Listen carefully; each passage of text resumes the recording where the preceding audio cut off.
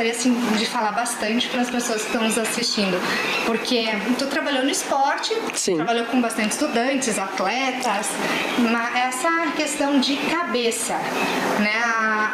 Tu trabalhar a tua cabeça, a tua mentalidade para ser um vencedor, ou pelo menos para querer vencer, superar às vezes as vaidades, o ego, que tu fala bastante, né? Eu gostaria que tu falasse um pouquinho sobre isso.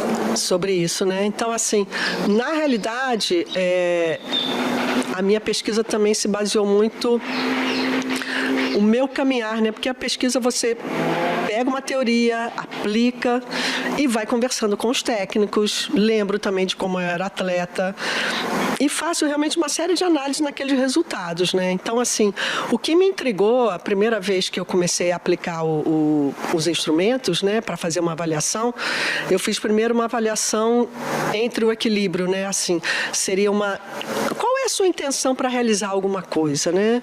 Você quer montar um negócio? Você quer ser atleta?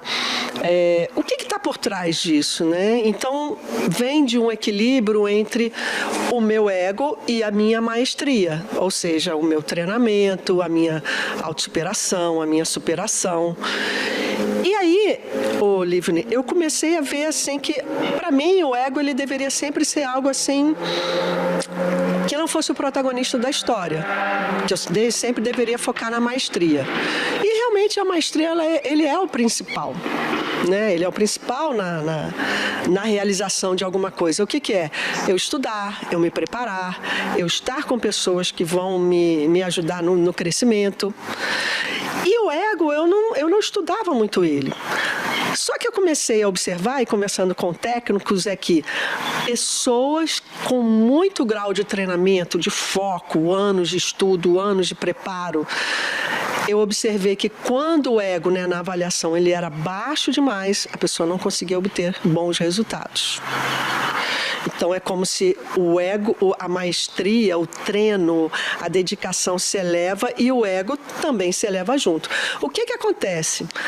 Às vezes a gente põe um parâmetro e para de estudar e o ego continua e o ego acaba ficando acima. Então, a gente acha que o ego vai dar conta de tudo e não é bem assim. Então, eu observei na pesquisa que existem 2 tipos de ego para que eles estejam equilibrados, que a gente chama de ego que aproxima e ego que evita. Eu evito fazer alguma coisa porque eu tenho medo da falha, eu não quero falhar. Então, como é que eu posso evitar isso? Eu posso desistir. Não, eu não vou fazer isso porque eu vou desistir, né? Eu tenho medo e eu vou desistir. Ou eu fiz uma avaliação e eu vi que era melhor desistir desse negócio. Então, assim, eu tenho esse ego equilibrado. E eu tenho o ego aproximação. É onde ele pode ser tóxico, onde eu me aproximo de você e tenho raiva de quem você é, porque eu gostaria de estar no seu lugar.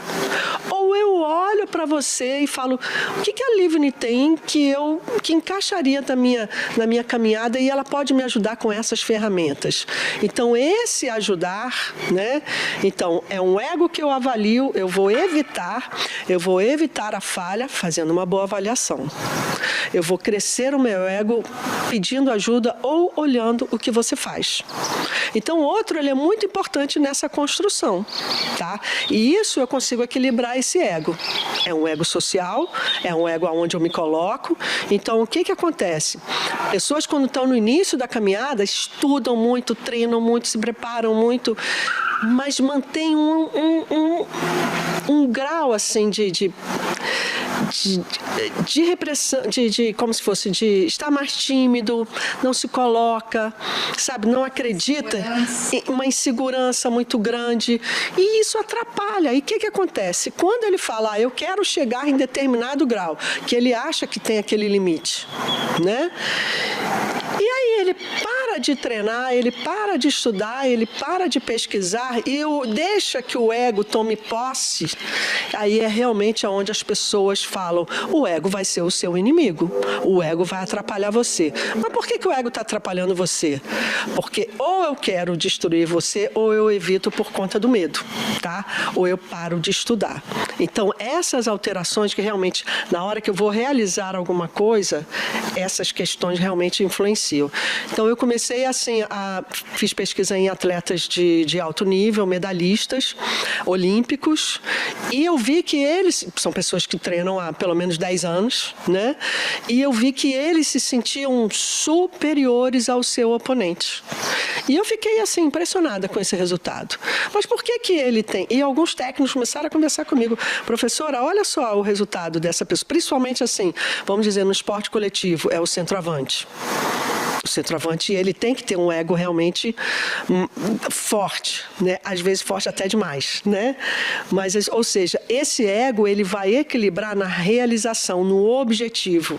Então, na realização, no objetivo de alguma coisa, numa meta pessoal.